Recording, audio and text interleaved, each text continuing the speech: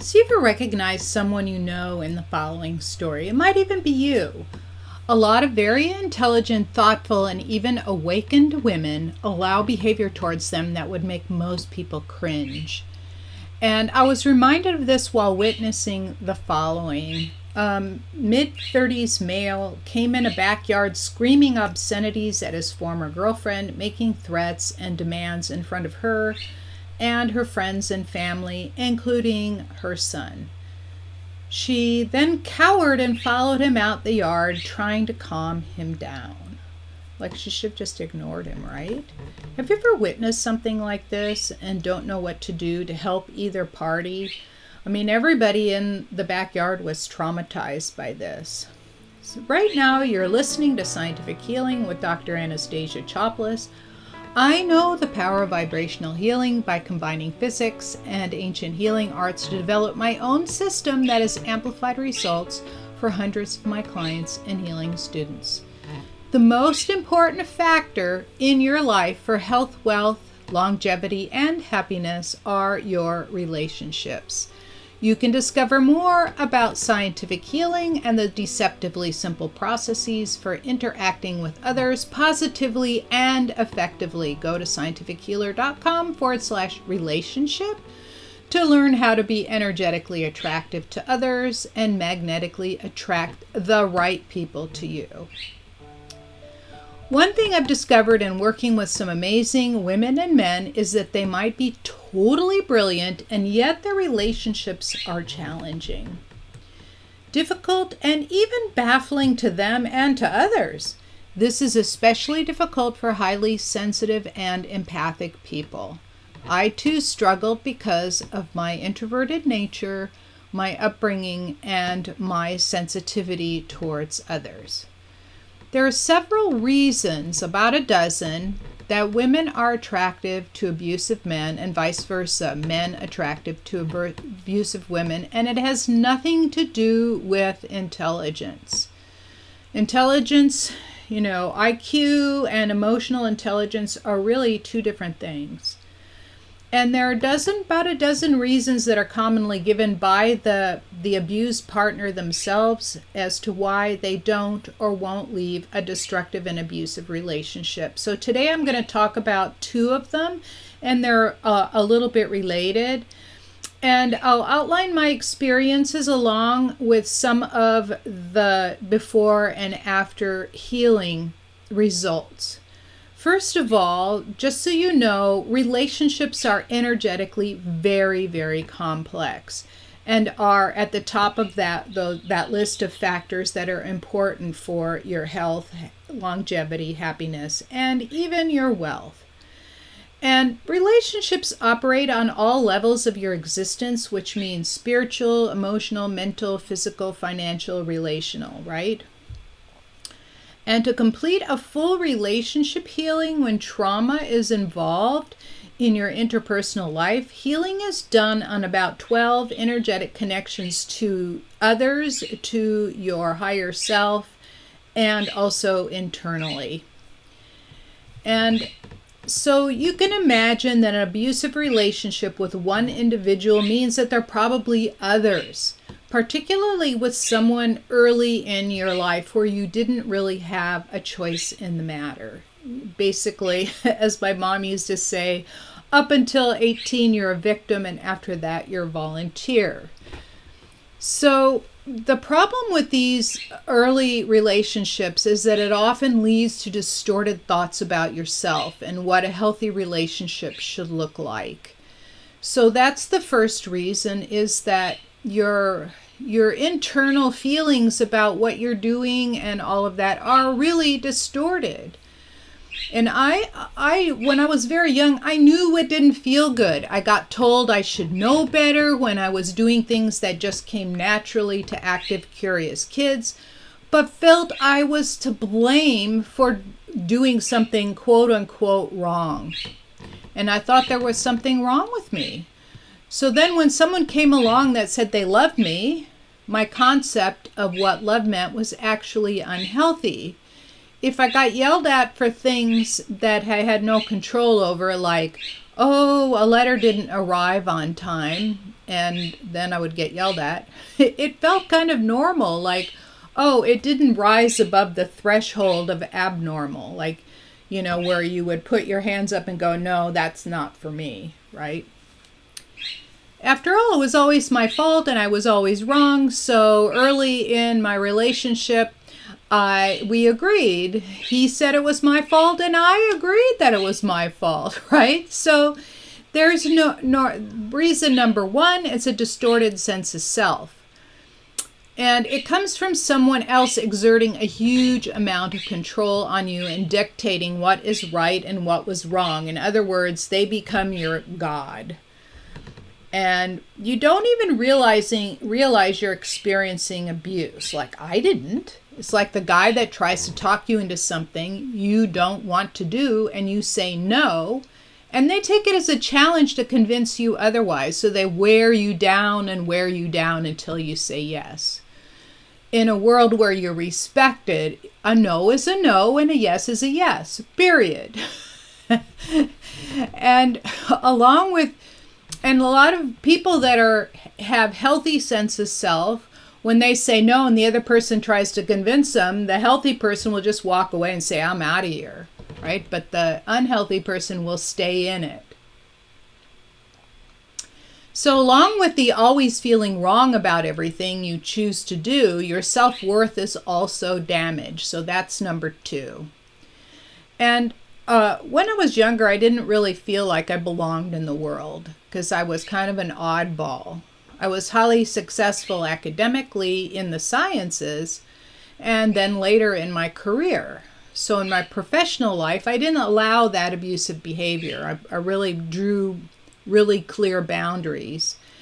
And because my upbringing didn't affect my choice of career. And a lot of us caught up in the abusive cycle are busy pleasing other people. It's like having your career chosen by someone else. And then you discover that no matter what you do outside your career or vocation, that is sucking the life out of you. And I've met a number of well-educated people that have doctorates in science, a law degree, or even a medical degree that are doing something else entirely than what their education was about. And I luckily chose to stick with mine despite disapproval, because even though my mom didn't approve, mainly because she didn't understand it, my dad loved it. And he's the one that introduced me to science. So he encouraged me while my mom was confused. However, it doesn't mean that my self-worth wasn't damaged. In fact, it comes out in other ways. I found myself talking about my accomplishments too much for my taste, right? Even though it was required in the sciences, but it made being able to speak to people outside the sciences extremely difficult. And I was also stiff around people. I didn't dare let them see who I really was. And people that I say that to now, they're going like, what? Really, you? That's how much healing has done. It has basically transformed how I feel about myself and my life and all of that. And when my ex-husband was critical of me at that time, I believed him. He said all sorts of things that insinuated that I was incompetent, incapable. He even questioned my decisions in the lab, which was something that I was an expert on, not him. I felt unattractive, incompetent, and just plain always wrong. And when your feelings of self-worth are gone, you feel incapable of navigating the outside world without that partner. And that's exactly what they're trying to produce. They're the ones that are insecure, not you. And so they're afraid of you leaving them, so they create an environment which is really difficult for you to leave, and you get trapped into it. So that partner becomes your God, much like your parent did, whichever parent it was that created those feelings within you, or other adult in your life. There are many more reasons why we stay stuck in these dysfunctional relationships, which I will be introducing in the upcoming broadcast, but I just want to address these 2. First, I want to talk about both practical and energetic solutions. to these two issues. Those are your distorted feelings about yourself and your low self-worth.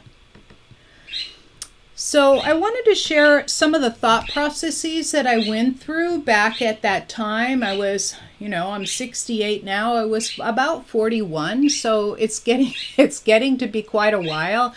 But I still remember how I felt at that time, like very, very deeply. So just so you know, it took me, first of all, a long time to recognize that I was in emotional pain. I didn't even know it because I didn't know what it was like to not have the issues happening around me. I even read stories of other people. My mom would send me these books, and I even read stories of other people that were in similar situations, and I did not recognize myself in them. I'm going, oh, yeah, I wonder how she got like that. And I was in the exact same situation. And then later, after I realized it and I reread them, and I'm going, oh, yeah, that's the same conversation that I had, right? And for me, it was normal to sit all day in a funk and stare off into outer space because I was emotionally immobilized. I couldn't think. I couldn't do anything. I was really stuck.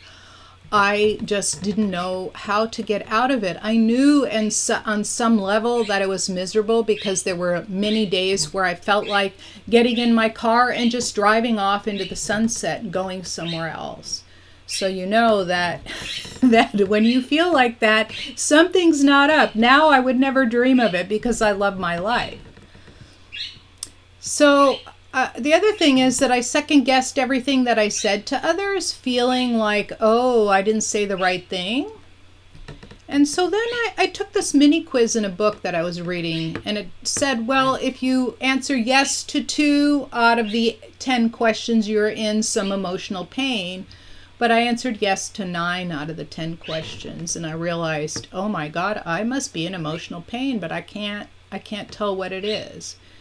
And the way it comes out in lots of ways, the way it came out in me is, aside from the stress and my blood pressure starting to climb through the roof, I ended up getting very sick. I was so sick that I had more days in bed than upright during my 41st year. And the decision really came down, is it him or me?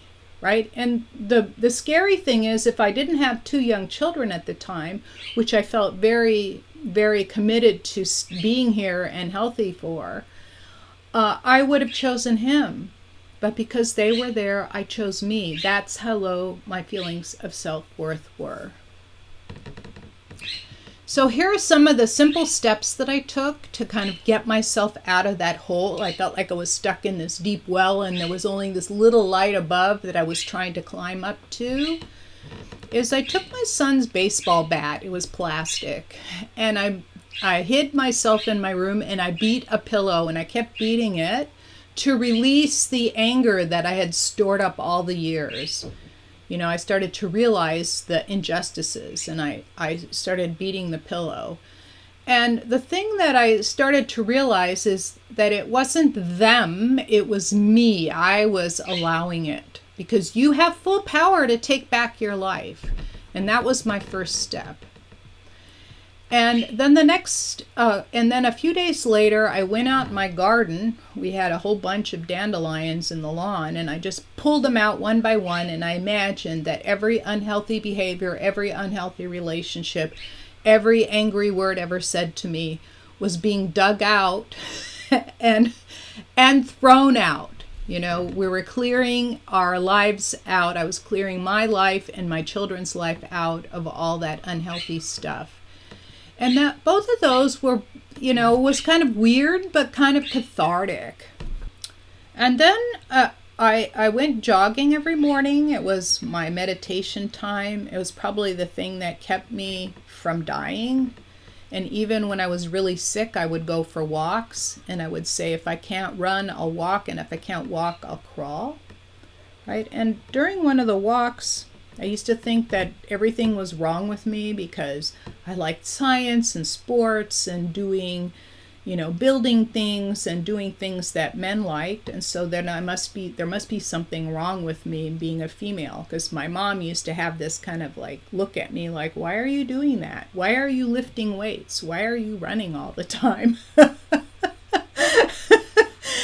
And so I decided that, I've been deeply spiritual my whole life, and I decided that God didn't make mistakes, so therefore I wasn't wrong. I was perfect the way I was, even though I was different from other people, right? So maybe that thought will help you too. And then there are two other things that I did that really helped release me from this stranglehold of wrongness. And so one of them was, I saw a video of me doing ordinary things, cooking, writing, joking, and playing sports. We were playing ping pong, and I was in the video, and I didn't see this, I felt creepy inside about myself, but then I looked at it and I go, oh, there's nothing wrong with that person. Why am I being so criticized? That person is kind of fun and funny and, sort of pleasant.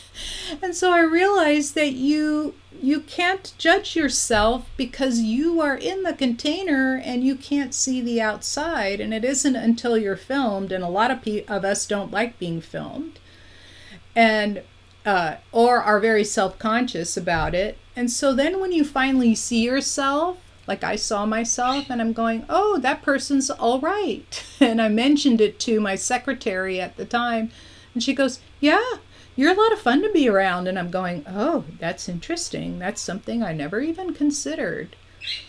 And then the other thing I did was, I'd been given all these labels of incompetent, unpleasant, manly, all kinds of things. I felt ugly and awkward and not knowledgeable enough to handle myself, or not capable of handling of managing my own life. And I took all of those labels and I wrote them down one by one on little sheets of paper, and I put them in a box. And then there was about 20 of them, and I tied up the box with a ribbon like a gift. And then I lit fire to it, and I was sending all of the unpleasant energy up into outer space to be released from me. And I let go of all the labels. It was really magical. So between pulling the weeds and beating my pillow and recognizing that God didn't make mistakes when he made us, right? That I finally was able to release that feeling of there's something wrong with me. And then when I got criticized, I could, instead of putting that filter on that I'm always wrong, I put the filter on of, is that a correct statement or not? And if it's not correct, then I just let it roll off like I was Teflon. And so during my divorce from my ex-husband, he would say, oh, you're such a liar. And I go, so? Because I knew it wasn't correct. And I didn't have to argue with him. Because as soon as you argue with somebody, you've already lost, right? And here are just a few other steps I took to transform. Adding those things that I did to the energy healing process I started at this point. In my 40s, I started this. The relief was almost immediate. The transformation took time, but the relief was almost immediate. And you can go through a simple 5-step process in the free relationship healing program at scientifichealer.com/relationship. It's the first of 3 and maybe 4 steps in the program. So stay tuned in the next few episodes to find out more about relationships and what to do to heal them, mainly healing yourself. Thank you so much for listening to Scientific Healing. Let's you and I connect. Go to scientifichealer.com/relationship and sign up for your free 5-day relationship healing program. Some of you that help or heal others intuitively or energetic are unaware of the energetic residues from old relationships that sit in your body or energy field that are repelling your ideal clients. When you're ready to move forward with learning the science and art of profound healing, I invite you into a conversation right now to discover the possibilities available to you. I've reserved time on my calendar at scientifichealer.com/appointment. This is Dr. Anastasia. Until next time.